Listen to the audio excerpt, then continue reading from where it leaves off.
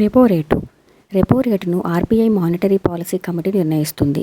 Repo rate అనేది ఏదైనా నిధుల కొరత ఏర్పడినప్పుడు ఒక దేశం యొక్క సెంట్రల్ బ్యాంక్, భారతదేశంలో రిజర్వ్ బ్యాంక్ ఆఫ్ ఇండియా, వాణిజ్య బ్యాంకులకు రుణాలు ఇచ్చే రేటు. రెపో అనే పదం సాంకేతికంగా తిరిగి కొనుగోలు చేసే ఎంపిక లేదా తిరిగి కొనుగోలు ఒప్పందం. రెండు పార్టీలు తిరిగి కొనుగోలు చేసే ఒప్పందంపై సంతకం చేయాల్సి ఉంటుంది. ఇది ముందుగా నిర్ణయించిన ధరకు నిర్దిష్ట తేదీలో సెక్యూరిటీలను తిరిగి కొనుగోలు చేయడం గురించి తెలియజేస్తుంది. ద్రవ్యోల్బణాన్ని నియంత్రించడానికి ద్రవ్య అధికారులు రెపో రేటును ఉపయోగిస్తారు. సెంట్రల్ బ్యాంక్ ఆర్బీఐ రెపో రేటును ప్రతి 2 నెలలకు ఒకసారి సమీక్షిస్తుంది. Important points. Reserve Bank of India ఆవిర్భవించింది ఏప్రిల్ 1, 1935. ఇది central bank of India.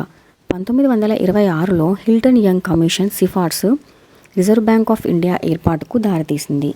Reserve Bank of ఇండియాను బ్యాంకర్స్ బ్యాంక్ అని కూడా పిలుస్తారు.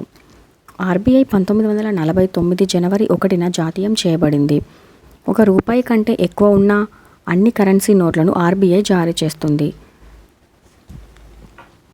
సర్ ఒస్బోర్న్ స్మిత్ ఆర్బీఐ మొదటి గవర్నర్గా పనిచేశారు. సిడి దేశ్ముఖ్ ఆర్బీఐ మొదటి భారతీయ గవర్నర్గా పనిచేశారు. శక్తికాంత దాస్ ప్రస్తుతం ఆర్బీఐ గవర్నర్గా ఉన్నారు. దీనికి సంబంధించిన అడిషనల్ ఇన్ఫర్మేషన్. ఏఎంఎఫ్ఐ గురించి.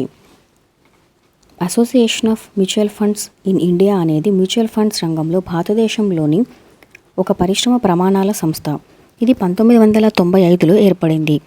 భారతదేశంలోని చాలా మ్యూచువల్ ఫండ్ సంస్థలు దాని సభ్యులు. నైతిక మరియు వృత్తిపరమైన ప్రమాణాలను మెరుగుపరచడం ద్వారా భారతదేశంలో మ్యూచువల్ ఫండ్స్ మార్కెట్ను అభివృద్ధి చేయడం సంస్థ లక్ష్యం. దీనిలో ప్రధాన కార్యాలయం ముంబైలో ఉంది. ఎస్ఈబిఐ అనేది భారత ప్రభుత్వ ఆధీనంలో ఉన్న దేశంలోని సెక్యూరిటీలు మరియు కమోడిటీ మార్కెట్ను నియంత్రించే సంస్థ.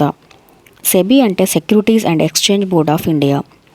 ఎస్ఈబిఐ 12 ఏప్రిల్ 1988న స్థాపించబడింది మరియు దాని ప్రధాన కార్యాలయం ముంబైలో ఉంది. ఎస్ఈబిఐ యొక్క ప్రాంతీయ కార్యాలయాలు అహ్మదాబాద్, కోల్కతా, చెన్నై మరియు ఢిల్లీలో ఉన్నాయి. 30 జనవరి 1992న ఎస్ఈబిఐ చట్టం 1992 ద్వారా దానికి చట్టబద్ధమైన అధికారాలు ఇవ్వబడ్డాయి.